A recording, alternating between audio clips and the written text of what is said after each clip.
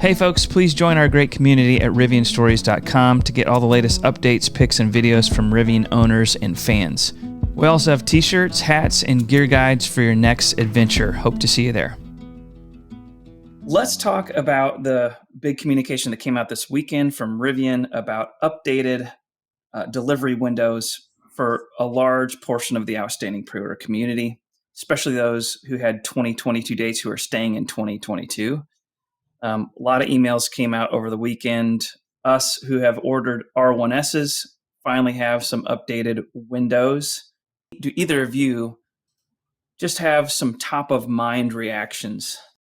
Yeah, well, first and foremost, I think that it's a good thing that Rivian came out with this announcement finally. We all sensed that R1S at least was going to be delayed, and we actually heard some rumors about potentially why in the weeks and even months leading up. And I think just to be candid with the audience, I think it boils down to three things. So one is absolutely supply chain constraints and parts issues. Number two, and they mentioned it in the email, wanting to focus on quality right out of the gate, right out of the door with the R1S, which I think is extremely important. And the third thing that we had heard is that R1Ss were slowing down the production line. And quite frankly, for Rivian's best interest and the best interest of the majority of the customer base, it's good that they don't want to slow things down too much until they're full or ready to go with the R1S. And I feel like it was probably slow due to either quality or parts issues and potentially parts quality issues. And I feel like Rivian's doing the best thing for the greatest amount of people by delaying the R1S, if that makes sense. It does, and it's well said. I agree that Rivian's doing the right thing here for the greatest amount of people, and that is the right thing for sure. And I think that from RS on our backers chat and from most of the reaction there, people are like, well, at least we know. Feels good to know again. I'll go back to our backers call last week. We had it right when we said that Rivian, if they were going to have delays with the R1S, they were going to try to pump out as many R1Ts before the end of the year in order to hit their 25,000 or get as close as possible to the 25,000. Because what we saw in the email, or at least in the second one, was a lot of people moved up that were second half 23, first half 23. R1Ts. R1Ts all got moved up. I say all. I don't say all got moved up, but a good portion of the RS community moved up to 2022 because they had R1Ts on pre-order. Rivian, since probably 2020, has said they had everything they needed for all the launch editions. And that very well could have been the case. They could have had everything they needed for all the launch editions. But when the quality, like they said in the email, the quality of the parts, or what Skylar said, the quality of the parts, or they ran into issues with said parts because the parts look quality, but then once they put them on the vehicle, they don't function like they should. And then you realize that it wasn't just a onesie twosie, it was a whole lot or a whole batch of parts that now were returned to sender. It affects more than just a couple trucks or a couple vehicles. It affects, thousands or tens of thousands at this point. Skylar mentioned quality control. Sure, I'm at this point willing to wait another 4 months, going from March, April to August, September, for them to get quality right. That makes me happy as a customer, as a pre-order holder, that they would actually get it correct. Any kind of summary that you guys want to give as far as the community right now, like where they're at? Kyle, I feel like a lot of the community is upset with the thought of additional delays, but I feel differently. I'm not upset by the delays. I think the delays are understandable in a number of ways and for a number of potential reasons. I'm glad Rivian finally came out and communicated it. My biggest issue, and if I'm going to gripe about something, it's that there were people with March, April ETAs like you, April, May ETAs like me, that Rivian just let those blow by without communication. And that is the part that I have a problem with. I feel like we should have seen or heard about this earlier. There are a few like OGs, some of the originals that we know well that are basically donezo. And, they might take delivery, but then flip it because they just can't wait any longer to get that vehicle that they got rid of, X, Y, and Z date and all that kind of stuff. And that's understandable too. That's fine. The other thing, as far as the YouTube crowd, we'll see some comments from like a prediction video we did a couple weeks ago, and they'll be like, "Oh, you whiners, like, don't you understand that everything's late?" And without any context of the history lesson here, that this isn't like the first time, like almost 4 years in the fifth delay. You know what I mean? It's kind of what we got because my first delivery date was in 2020, and then it was in summer 2021, then fall sometime 2021, and then March, April 2022, and now August. So I have my fifth date right now. So as far as the overall, like, get over, I understand where some people are frustrated at this point and like, I just got to move on. That's totally fair. That's fine.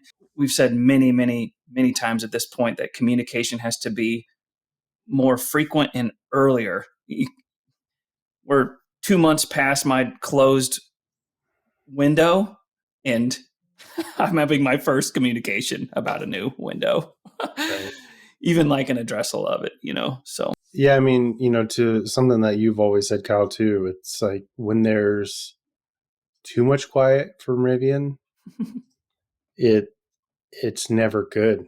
Like it never, the next communication that we do finally get is always really bad news.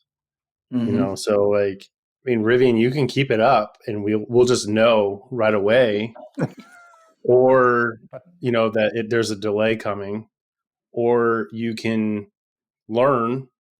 And because of this learning experience, you can now give us this information, maybe not necessarily ahead of time, but like as our windows are approaching, give us that information. Because there are people, Skylar, you're one of them. You got rid of that Jeep Grand Cherokee over a year ago now, or right at a year. A little over now. Yep. Right.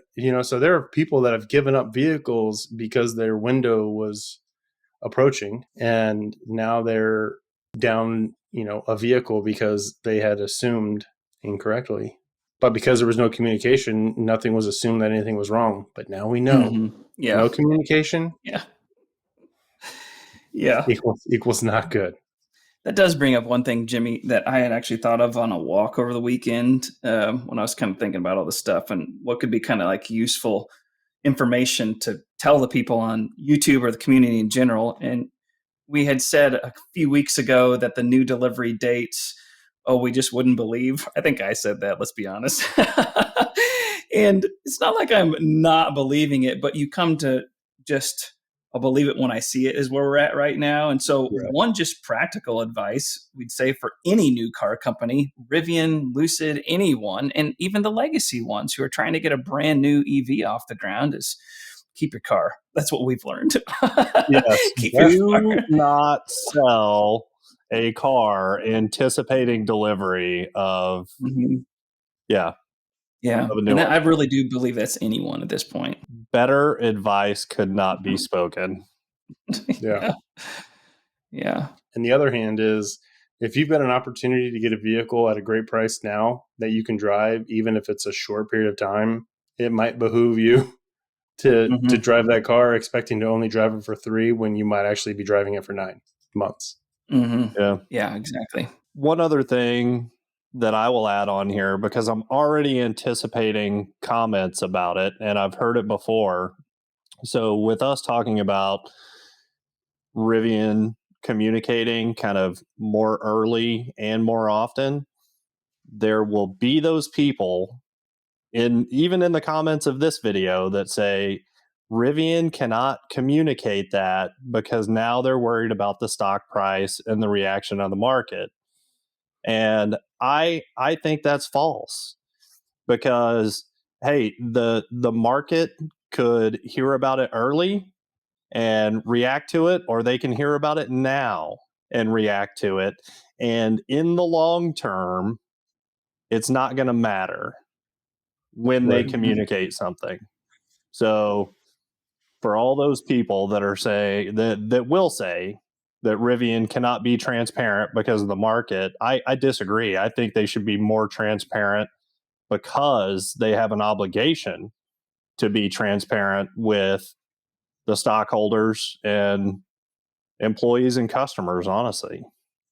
Exactly. I thought that you were going to go towards people saying, how do you expect, you guys are expecting too much communication out of a big corporation like Rivian. They don't want to put all these dates out there because of people like you. Because we've had a few of that. Like, we're not asking about communication to fans right now. We're talking about communication to pre-order to customers Yes. who have paid deposits and who are past windows. Right. Yeah. Right. And communications to customers, yeah, the market will find out about it, but why not be transparent with the market also? I mean, Right. whether it's a hit now, whether it's a hit in 2 months, and long term, it's not going to matter either way as long as they perform, right? So I don't get that. The other big point that I want to make that I think is relevant right now, and it's due to all of the Monroe videos that have come out about the R1T teardown, I have learned so much and gained so much appreciation for how complex not only the engineering of these vehicles is, but also the parts, the tooling, and the manufacturing side of actually being able to execute on that engineering. And like the video that dropped today or yesterday, whenever it was, about the instrument panel, I found absolutely fascinating. The other thing that I was going to bring up, guys, that as far as anticipating questions here, most delivery windows were delayed about 4 months for R1S, but some people who were a March, April delivery window were bumped back to October to December, and some were bumped back to August, September. Some people have already tried to make sense of how to go figure. How does this work? Skylar, I think you replied to someone was like, that's mistake number one, trying to figure it out. Well, and that's not exactly what I said, because I've been trying to figure it out and just take a look at various aspects, right? When did you pre-order? Where are you located? And what does your configuration look like? And I think that it does boil down to all those three things. My leading theory, though, for why some of the very earliest R1S pre-order holders, maybe in that October to December window, boils down to location, actually, and not in the way that you would think. So when the R1Ts first rolled out, they were very West Coast heavy. So Washington and California. And now I think Rivian with the R1S launch might actually be trying to spread the love regionally and geographically a little bit, which if that's what they're doing, I think it's brilliant because give Rivian exposure to areas, regions where there has not been as much presence. That's a smart marketing move, in my opinion. Oh, yeah. Yep. Well, now too, they've got the service. I mean, not necessarily the complete service infrastructure, but now they've at least got service centers in a majority of areas.